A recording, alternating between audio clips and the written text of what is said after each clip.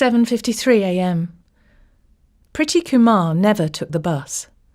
But, this morning, the trains were delayed by a person on the line. This of all mornings. It was always this of all mornings in her job. Ever since she'd started working in the PR department of a defence contractor, she'd felt under pressure. Time pressure, moral pressure, pressure to be ahead of any potential story that might undermine the company's share price or reputation.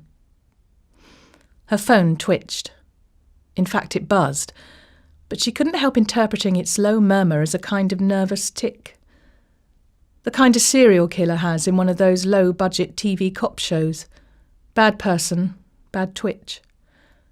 Priti tried to smile at the thought, but this morning, she was the person on the line. The phone buzzed again, then again.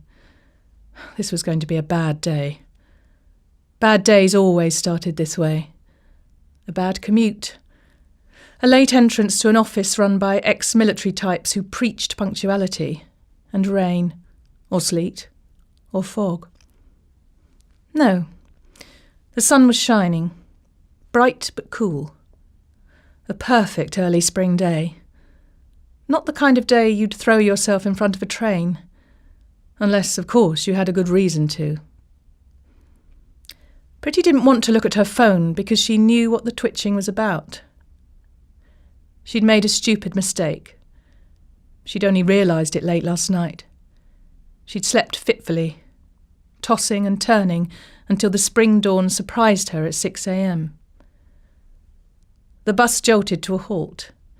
She heard the doors gasp as they opened, and a tall man in a thick coat sat heavily next to her. He unfolded a newspaper, and her heart began to race. Would the story be on the front page already? It couldn't be. It wasn't. Something about the economy, something about a royal, something about the president, nothing about...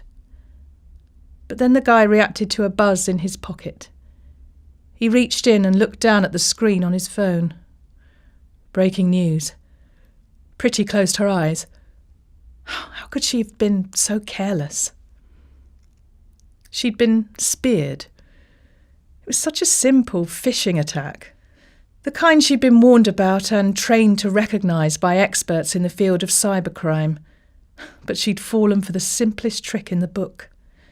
And by hacktivists, who she knew were constantly on the prowl, like hungry wolves who'd caught the scent of vulnerable prey. A board member of the company had aired controversial views that would, if publicised, endanger a lucrative contract with an overseas customer. He'd put those views in writing and sent them to the chairman. There'd been an exchange, often angry, that had been copied to her boss, the head of PR, and she'd been brought in to try and clear the air and ensure that the views, or the emails, did not leak. Then she got an email direct from the opinionated board member. It looked entirely genuine. Same email address, same sign-off, same syntax, same company template top and bottom. It was late. She was tired.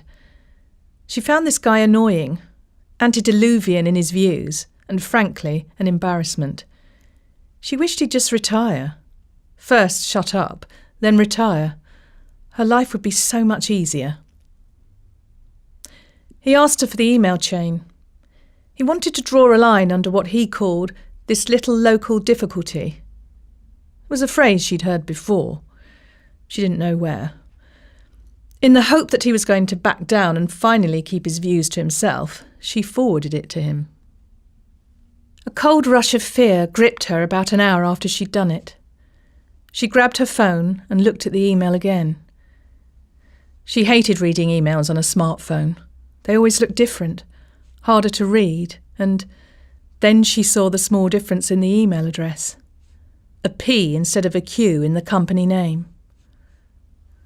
Priti looked down at the man who was sitting next to her and saw the headline.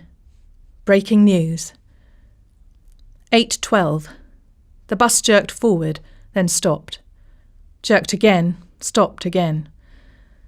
Her career prospects in a traffic jam. Her reputation on the line, and no excuses, no choice but to own up to being speared by a simple mistake.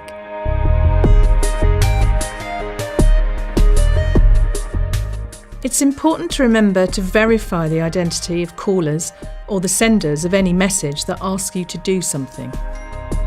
Apply caution before clicking on links and opening attachments contained within emails and messages. Think carefully before copying, sending or deleting sensitive organisational or personal information. Analyse what you're being asked to do in an email, phone call or other message, especially when they convey a real sense of urgency or high pressure or ask for security information, for example passwords. And report suspicious emails, telephone calls, etc.